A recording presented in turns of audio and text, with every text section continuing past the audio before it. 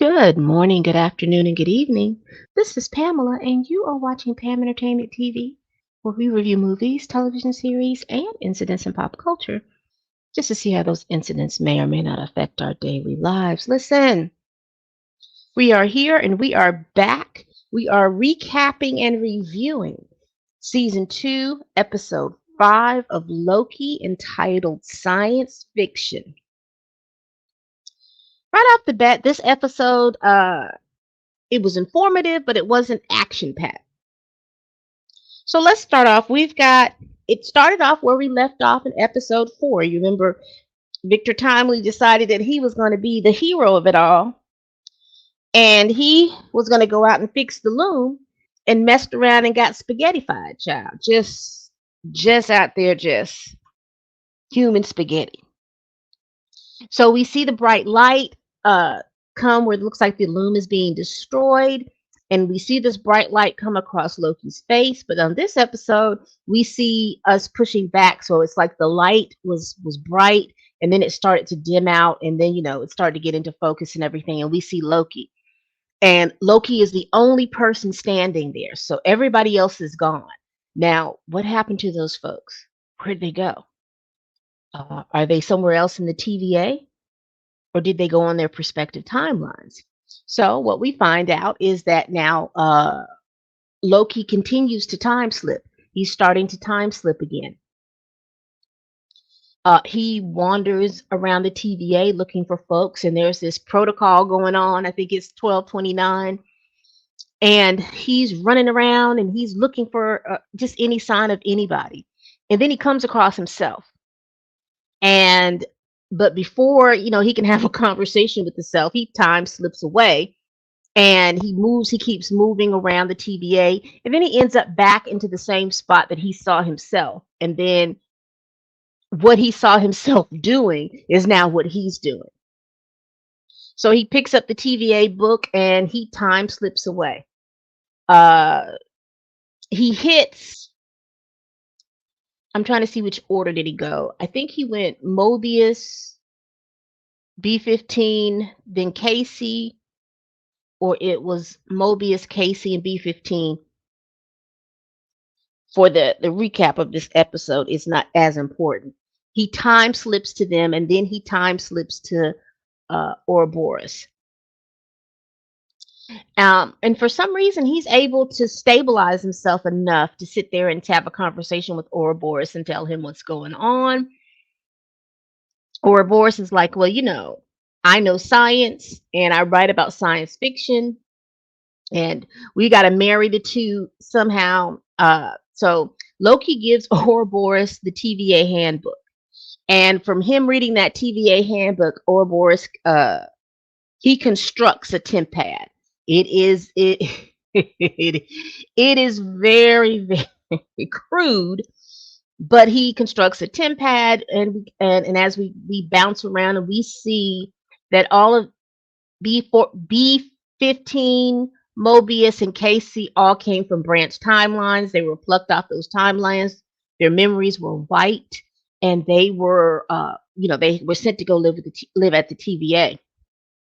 So we see Casey. He escaped from Alcatraz back in 1962 on a branch timeline. We see that in, what is it, 2012, that B15 was a physician on a branch timeline. And also we see Mobius, and Mobius was a jet ski salesperson, but he's also was a single dad to two, which is scary because one of them was running around here starting fires and whatnot. And I'm like, Lord have mercy.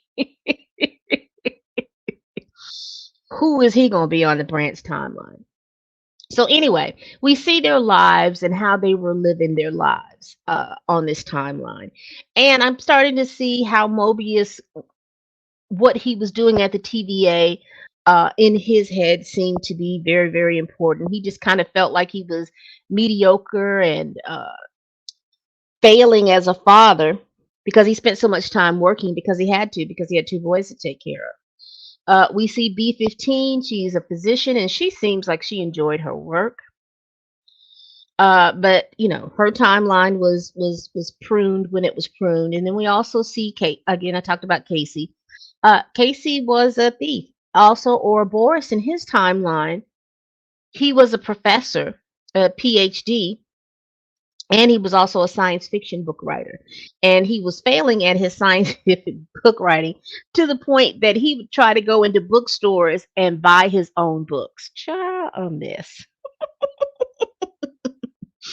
Anyway, I just wanted to take that brief time to tell you how these people were operating on these branch timelines. So Loki again slips through. He convinces all of them to join him because Ob said that because when they branched off into their own timelines as a collective, they have this collective temporal aura, and if they can get everybody together, maybe they can get back to the TVA, because the TVA exists out of time and space, and you can't. And from what they're saying, it's difficult for Loki to time slip back to a place that doesn't exist. I think I hope that's what I got. Anyway, the story keeps going, and just like I said, basically they get together, and we see the time is spaghettifying. Everything is going to the spaghetti. Those branch timelines are starting to turn into spaghetti. He finds Sylvie back at her timeline, and child, that girl knows she loves herself some McDonald's. You hear me? Her McDonald's bag starts to spaghettify, or things just start to disappear. Uh, she runs into Loki, and Loki's like, you're not going to believe this. She says, what am I not going to believe? And, because Loki forgets she's a Loki too, that she is a Loki variant. So the time is not really affecting her like it is affecting everybody else. Her whole goal is she just wants to have some place to live, and she wants to live and make the decisions. And he's like, well, I want to get back to the TVA because that's where my friends are. And she was like, well, your friends should have a choice on whether or not they want to go to the TVA. You shouldn't try to coerce them to go back. They should have a choice to do so. And they sit down and have a existential conversation about what do you want, why do you want what you want, and is it conducive for other people. And so the one thing that Loki says he wants is that he no longer wants to be alone. He has a friend group, and he feels like he belongs, and that's where he wants to be. And Sylvie was like, well, I don't know what to tell you. And so she leaves because she says that everybody has the choice to make their own choices, even if it's something that's, not the choice that you would like to make. So she leaves. He gets back to the place, and he listens to what Sylvie says, and he tells everybody, y'all go back to your own lives. And they're like, well, I thought things were so dire. And he's basically like, it is, but you all have your own lives. You should, told Mobius he needs to get back to his sons, B-15 to get back to his to her residency. Casey is like, well, can I take the 10 pad and then just like borrow it for a moment? I want to go into a bank and then come back out. I won't be long. There's a little levity in the show. Uh, we go back to Sylvie. Sylvie goes to the record shop. She's listening to the record, to a record from the recommendations from the guy who owns the record shop. And then everything around her starts spaghettifying. And I thought Sylvie was gone until I realized, oh, I forgot she has He Who Remains Tempad. So she's jumping from branch to branch, but she says every place that she's gone, it's gone. And it made me think about, you remember those Doctor Strange what ifs? How everything around him was messing up because he kept trying to override a nexus point, which is the death of his doctor friend. So she gets to where they're at, and everybody starts to spaghettify. And for some reason, Loki is able to kind of control what's going on, and he tells Ob, it's not about the who, it's not about the what, the when, and the how. It's about the who. I think I can save the place, but we've got to get back to a certain time. So Does this mean that they're going to go back in time to the point before Sylvie kills He Who Remains? Or are they going to go find Victor Timely? What are they going to do?